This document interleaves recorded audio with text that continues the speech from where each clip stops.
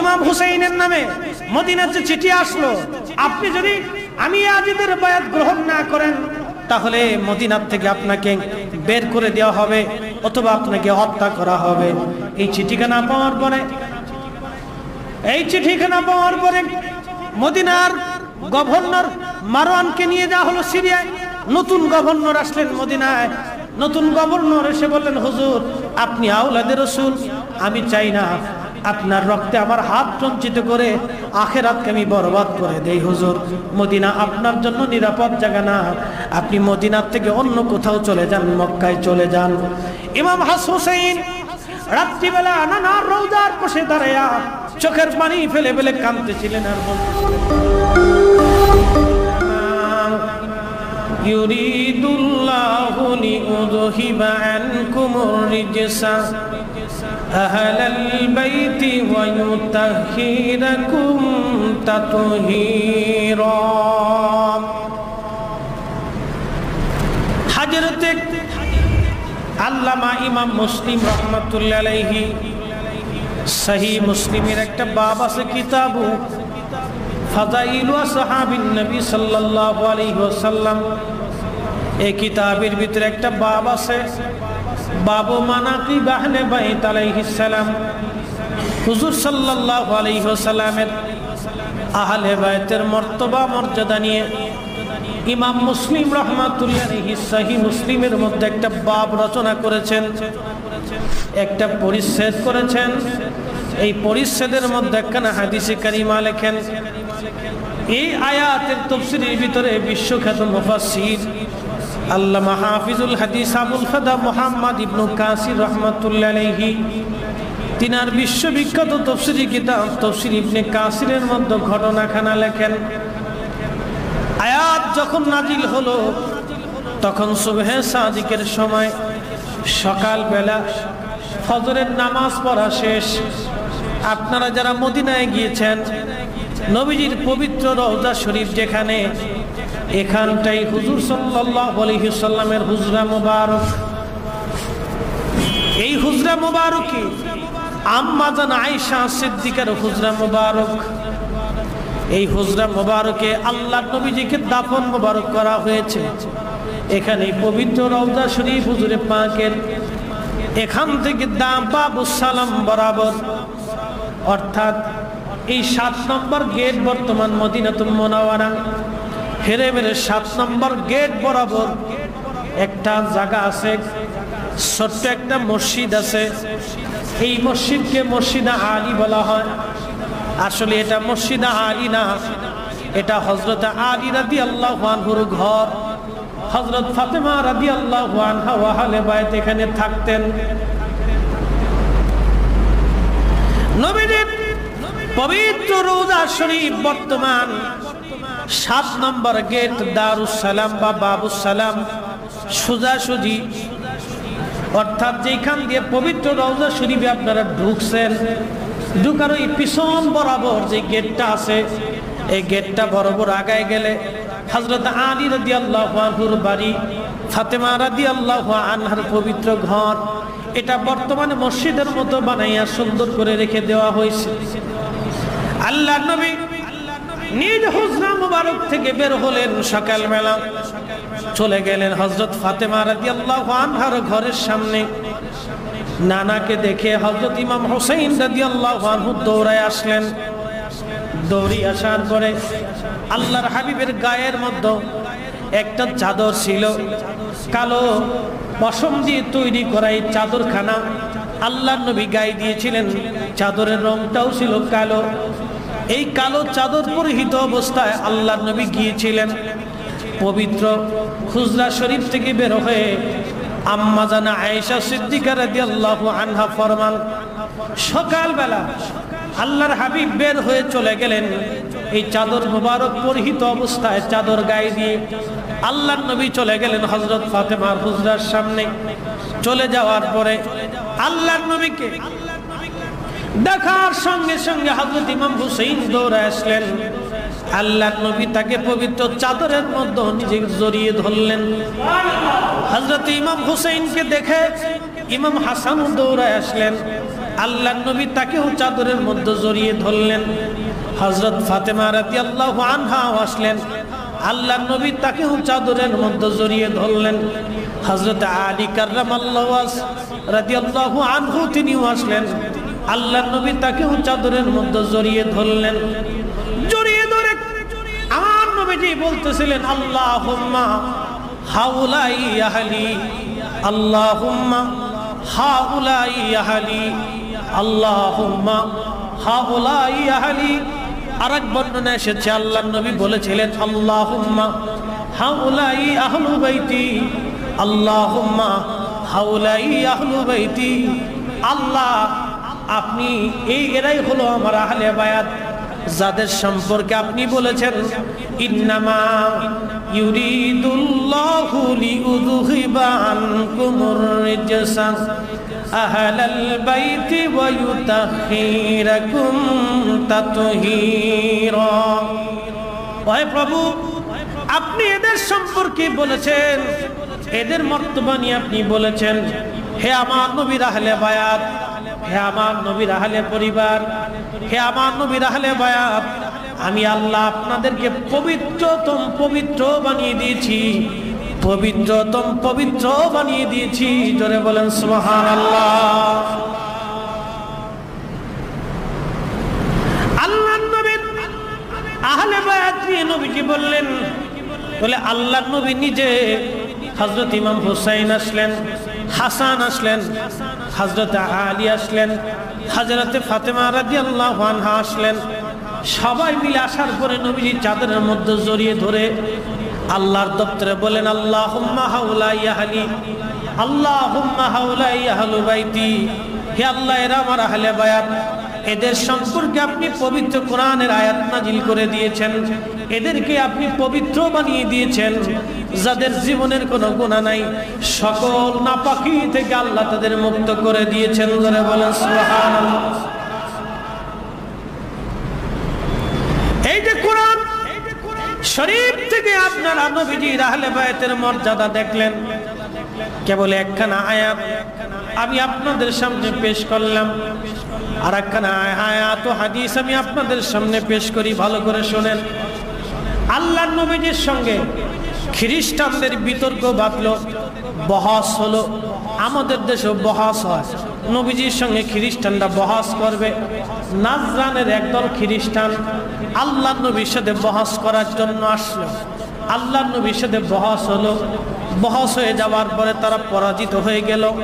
পরাজিত হয়ে যাওয়ার পরে আল্লাহর নবীজি তাদেরকে বললেন, হে খ্রিস্টানেরা, আপনারা কালেমা পড়ে মুসলমান হয়ে যান। যেহেতু বাহাসের শর্ত হলো, যেই দল বাহাসে হেরে যাবে, হারা দলগুলি জিতা দলের মতবাদকে তারা মেনে নিবে। আল্লাহ নবী বলেন, যেহেতু আপনারা বহসে হেরে গেলেন, তাহলে আপনারা আমার কালেমা পড়তে অসুবিধা কোথায়? খ্রিস্টানরা বলল, হে মুহাম্মদ, আমরা আপনার কালেমা পড়ব না, বহসে হেরে গেছি, তাতে কি হবে? আপনার সঙ্গে আমরা ওই সেই ইয়াতে বসবো, এটাকে বলা হয় পরস্পর মুবাহালায় বসে যাব, পরস্পর পরস্পরকে অভিশাপ করব। যারা হক হবে আল্লাহ তাদেরকে বাঁচাবেন, যারা বেহক হবে আল্লাহ তাদের ধ্বংস করে দিবেন। এটাকে আরবিতে বলা হয় মুবাহালা। একজন আরেকজন বা একদল আরেক দলের উপর অভিশাপ দেওয়া। যখন খ্রিস্টানরা বলল, হুজুর, হো মুহাম্মদ, আপনি যদি হক হন তাহলে আপনি আমাদের সাথে মুবাহালা বসেন। খ্রিস্টানরা নবীকে মুবাহালার প্রস্তাব দিল। আল্লাহর নবী বলেন, হ্যাঁ, আমি আপনাদের প্রস্তাবে রাজি হয়ে গেলাম, মুবাহালায় আমি আপনাদের সাথে বসবো। দিন তারিখ নির্দিষ্ট হলো। দিন তারিখ নির্দিষ্ট হয়ে যাওয়ার পরে আল্লাহ কোরআনের আয়াত নাজিল করে দিয়ে বলেন, ওয়ানাদউ আবনাআনা ওয়া আবনাআকুম ওয়া নিসাআনা ওয়া নিসাআকুম ওয়া আনফুসানা ওয়া আনফুসাকুম সুম্মা নাবতাহিল ফানাজআল লা'নাতুল্লাহি আলাল কাযিবিন। আল্লাহ রাব্বুল আলামিন বললেন, হে আমার হাবিব, আপনি তাদেরকে বলেন তারা যেন তাদের আপনজনদেরকে ডাকে, আপনি আপনার আপনজনদেরকে ডাকেন। তারা যেন তাদের নিজেদেরকে ডাকে, আপনি আপনার নিজেকে অবস্থান করান। হুজুর, লানাতুল্লাহি আলাল কাযিবিন, অবশ্যই মিথ্যাবাদীদের উপরে খোদার লানত সেই দিন বর্ষণ হয়ে যাবে। আল্লাহর নবী মুবাহালার জন্য নিজে আসলেন। সাদ বিন ওয়াক্কাস বলতেছেন, আমি নিজ চোখে সেই দিনের দৃশ্যগুলি দেখেছিলাম। হযরত আল্লাহর নবী আসলেন, আল্লাহর নবীর ডানে ফাতেমা বসলেন, আল্লাহর নবীর দুই উরু মুবারকের উপর হযরত ইমাম হাসান ইমাম হোসেন বসলেন, আল্লাহর নবীর পাশে হযরত আলী বসলেন। এই চারজনকে নিয়ে নবীজি সহ পাঁচজনকে নবী বলতে লাগলেন, আল্লাহুম্মা হাউলাই আহলি, আল্লাহ এরা আমার আহল, এরা আমার আহল, এরা আমার আহলে বায়াত। জোরে বলেন সুবহানাল্লাহ। হযরতে আল্লাহর নবীকে দেখে পাশে হযরত ফাতেমা, আলী, ইমাম হাসান হুসাইন দুইজনকে দেখে খ্রিস্টানরা বলল, সর্বনাশ, যদি তোমরা আজকে মুবাহালায় যাও, এ খ্রিস্টানের জাতেরা, কিয়ামত পর্যন্ত পৃথিবীতে কোনো খ্রিস্টান জিন্দা থাকবে না। কারণ মুহাম্মদ হক, আল্লাহর নবী হক, রাহমাতুল লিল আলামিন হক। খ্রিস্টানদের নেতা এই কথা বলে চলে গেল, খ্রিস্টানরা পালিয়ে চলে গেল। নবীজি দেখে বলে, সাহাবীরা রে, আজকে যদি খ্রিস্টানের দলেরা আমার সাথে মুবাহালায় বসতো, কিয়ামত পর্যন্ত জমিনের মধ্যে কোনো খ্রিস্টান জিন্দা থাকতো না। জোরে বলেন সুবহানাল্লাহ। আজকে যদি খ্রিস্টানের দলেরা আমার সাথে মুবাহালায় বসতো, কিয়ামত পর্যন্ত কোনো খ্রিস্টান দুনিয়ার মধ্যে জিন্দা থাকতো না।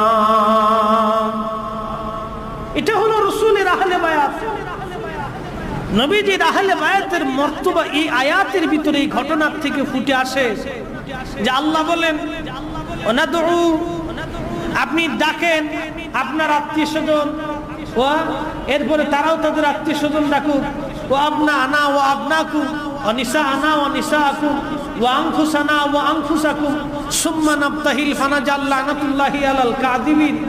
হে নবী, আপনি নিজেকে ডাকেন, নিজের আওলাদদেরকে ডাকেন, আপনার মহিলাদেরকে ডাকেন, তারা তাদের মহিলাদেরকে ডাকবে।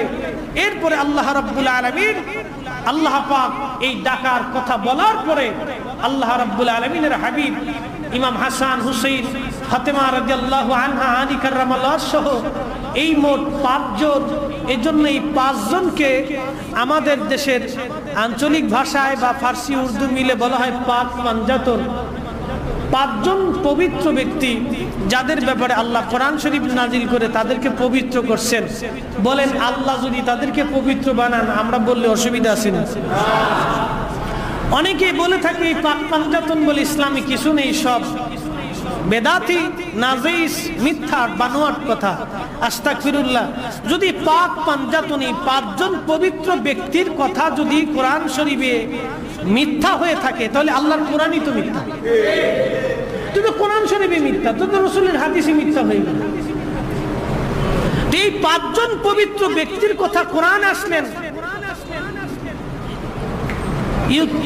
তাতহীরাকুম তাতহীরা, আল্লাহ পাক আপনাদেরকে পবিত্র করে দিয়েছেন, পাক করে দিয়েছেন।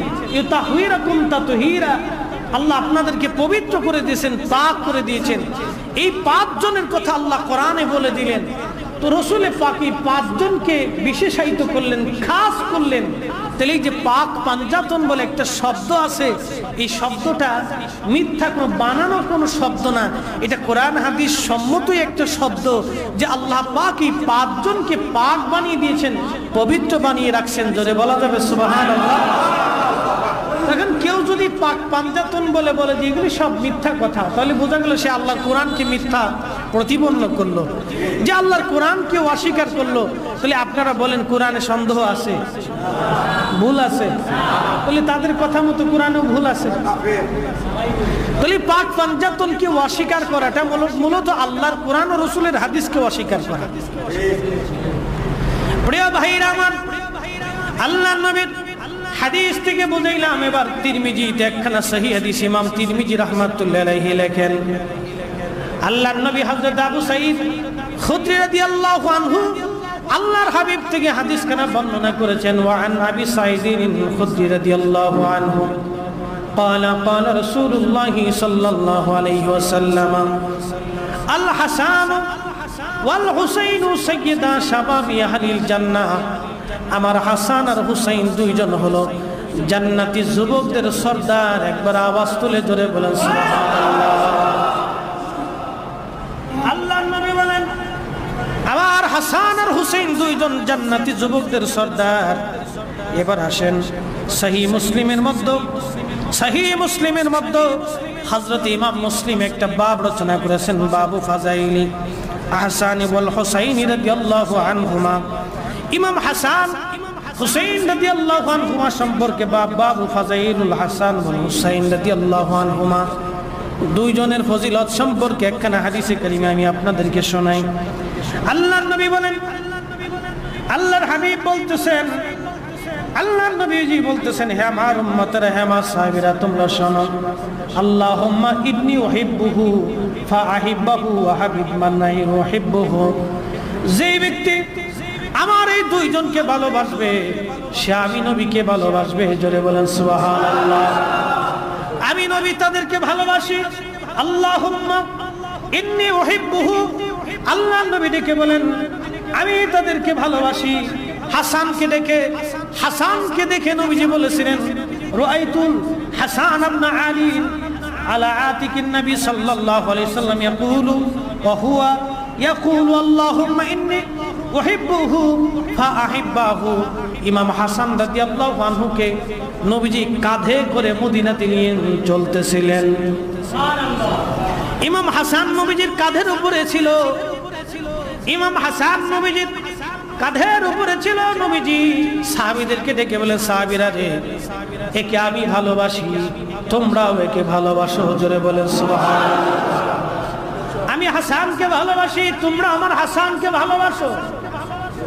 পৃথিবীর মধ্যে সমস্ত সাহাবীরা নবীর কদমের ধুলাবালি নেওয়ার জন্য পাগল ছিল।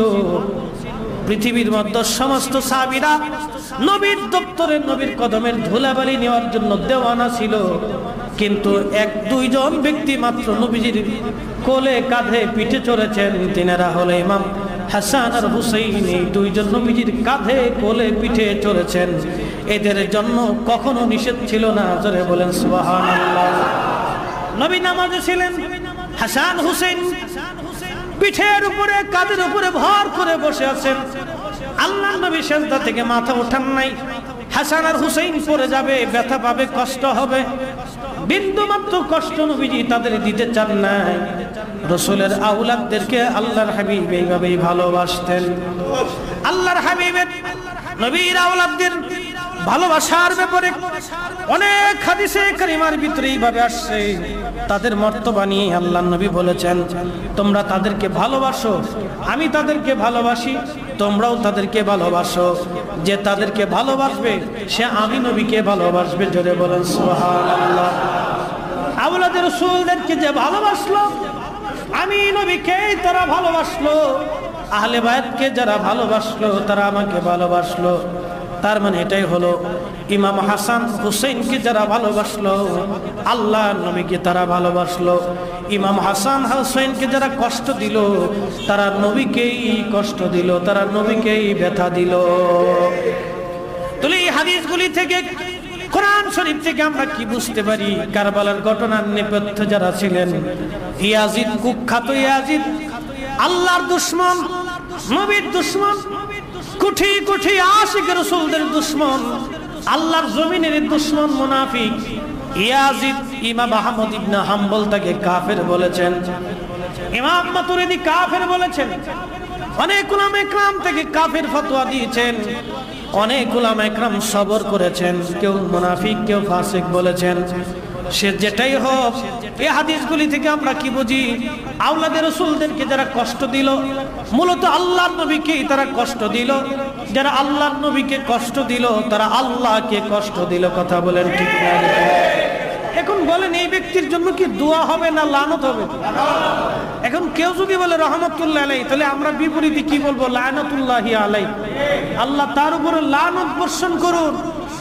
এই লোকের জন্য যে দোয়া করে, এই লোকের সাফাই যারা গায় বর্তমান আহলে হাদিস, এই জাতের মৌলবীরা, তারা বলতেছেন ইমাম হুসাইনের শাহাদাতের ব্যাপারে ইয়াজিদের কোনো হাত ছিল না, ইয়াজিদের কোনো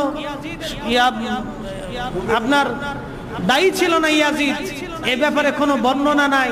আচ্ছা আপনারা বলেন, ইমাম হুসাইন কারবালাতে শহীদ হয়েছিলেন কি নিজের গদির জন্য, সাম্রাজ্যের জন্য, না নবীর উম্মতকে বাঁচানোর জন্য?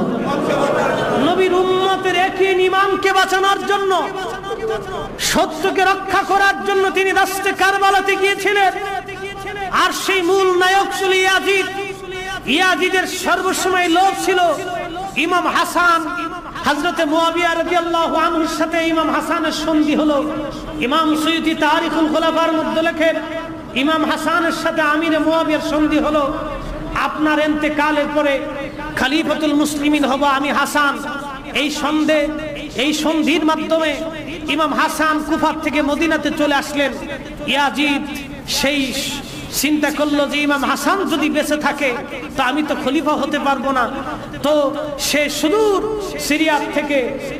সিরিয়ার থেকে সে একটা পত্র পাঠাইলো ইমাম হাসানের স্ত্রী জায়েদার কাছে, হে জায়েদা, তুমি যদি ইমাম হাসানকে বিষ প্রয়োগে হত্যা করতে পারো তাহলে আমি সাম্রাজ্যের রানী করে তোমাকে রাখবো।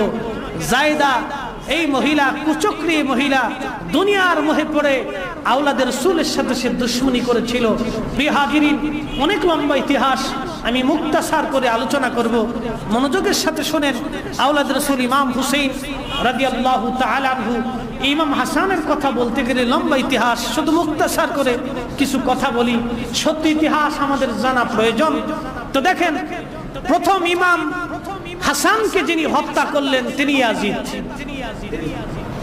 এখান থেকে বাঁচানোর মতো সুযোগ ইয়াজিদকে কেউ পারবে না। তাহলে ইয়াজিদের নামে যারা আজকে রহমতুল্লাহ আলাইহি বলতে চায়, এরা কারা? 1400 বছর পরে এদের উদ্দেশ্য কি? ইতিহাস তো 1400 বছর আগের ইতিহাস। 1400 বছর পরে এরা কারা? আমাদের মতো লম্বা দাড়ি, লম্বা পাগড়ি, লম্বা ঘন্টা, টুপি, পিছনে মাদানি, আজহারি, এরকম বহুত লকব লাগিয়ে ডক্টর, শাইখুল হাদিস লাগিয়ে মুসলমানদেরকে নাম ধাম, আপনারা বলুন, সারা দুনিয়ার শাইখুল হাদিস, সারা দুনিয়ার ডক্টর, সারা দুনিয়ার আলেম, সারা দুনিয়ার উলামা, সারা দুনিয়ার পীর, সারা দুনিয়ার মাশায়েখ, সারা দুনিয়ার মুজাদ্দিদ, সারা পৃথিবীর মুসলমানকে যদি এক পাল্লায় দেওয়া হয়, ইমাম হুসাইনের জুতা মোবারককে এক পাল্লায় দিলে আওলাদের রাসূলের জুতার ওজন হবে না। কথা বলেন ঠিক না? কিন্তু এরা কারা? নামের আগে এত লকব লাগিয়ে, নামের পিছনে লকব লাগিয়ে 1400 বছর পরে কারবালার ইতিহাসকে ডাইভার্ট করে ইয়াজিদকে বাঁচানোর প্রচেষ্টা কারা করে? বোঝা গেল ইয়াজিদের রুহানিয়াত পেতাত্তা, ইয়াজিদের এই সন্তানগুলি এখনো পৃথিবীতে জিন্দা আছে। কথা বলেন ঠিক না? এখনো পৃথিবীতে আছে। তারা বিভিন্ন শব্দবেশ ধরে বসে আছে। প্রিয় ভাইরা আমার, হযরত আওলাদের রাসূল ইমাম হাসান রাদিয়াল্লাহু আনহু খলিফা হবেন। ইয়াজিদ চিন্তা করলো, ইমাম হাসানকে শহীদ করতে পারলে আমার রাস্তা ক্লিয়ার। 20 আনা হলো সিরিয়ার থেকে। হযরত ইমাম হাসান ফিরে আসলেন সফর থেকে। বিবিকে বললেন, বিবি রে, এক গ্লাস পানি যদি খাওয়াইতেন কলিজা ঠান্ডা হতো। জায়েদা সুযোগ বুঝে শরবতের মধ্যে বিষ প্রয়োগের মাধ্যমে ইমাম হাসানকে শহীদ করাইলেন। হযরত ইমাম হাসান দেখতে আল্লাহর হাবিবের মতো দেখা যাইতো, দেখতে রাসূলের মতো দেখা যাইতো ইমাম হাসানকে। হযরত ইমাম হাসান বিষ প্রয়োগ হওয়ার পরে উনি বুঝতে পারলেন ওনার শরীরটা সবুজ সবুজ হতে লাগছে। বিষের প্রক্রিয়াটা এত কঠিন ছিল, এত জটিল বিষ ছিল। আর ইমাম হাসান হুবহু আল্লাহ রাসূলের মতো দেখা যাইতো। সুবহানাল্লাহ, হুবহু আল্লাহ রাসূলের মতো চেহারা ছিল তার, এতটাই সুন্দর ছিল। রাসূল তার নাম রেখেছিলেন হাসান, সুন্দর। আল্লাহর হাবিব দেখতে রসুলের মতো দেখা যাইতো, আদর্শেও রসুলের মতোই পরিপূর্ণ আদর্শ। কারণ এই জন্য আল্লাহ রসুল বিদায় হজের ভাষণে বলেছিলেন, হে আমার উম্মত, সহিহ মুসলিমের হাদিস, তিরমিজিতে হাদিসটা আসছে, আল্লাহর নবী বলেছে, উম্মত, দুইটা নিয়ামত তোমাদের মধ্যে রেখে গেলাম, কিতাবুল্লাহ ওয়া ইত্রাতি আহলু বাইতি, আমার আহলে বায়াত এবং আল্লাহর কিতাব, এই দুইটা সম্পদ তোমাদের মাঝে রেখে গেলাম। সুন্নতের কথাও আসছে, এটাও সহি, আবার আহলে বাইতের কথা আসছে, এটাও সহি। তো আল্লাহর কোরআনের পরে সুন্নাহ, সুন্নাহর সাথে রসুলের আহলে বায়াত, তো রসুল এটা ভবিষ্যৎবাণী করে গিয়েছিলেন যে নবীর আহলে বায়াতের সাথে বৃদ্ধচারণ হবে, তাদের দুশমন পৃথিবীতে তৈরি হবে, আমার আহলে বায়াতকে পৃথিবীতে মেনে নিতে পারবে না, একদল আমার উম্মত তৈরি হবে।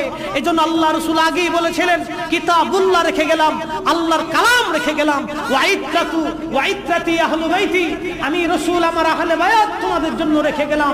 দুটাকে যদি তোমরা আঁকড়ে ধরতে পারো লান তাদিল্লু, তোমরা পথভ্রষ্ট হবে না, তোমরা বিপদগামী হবে না, তোমরা গোমরা হয়ে যাবে না। জোরে বলা যাবে সুবহানাল্লাহ। এই যে হাদিসগুলি, এত মর্তবাগুলি কোরআন হাদিসে রাসূলের আহলে বায়াত নিয়ে, এই কথাগুলি কি তারা জানতো না? কথা বলতে হবে, তারা জানতো না?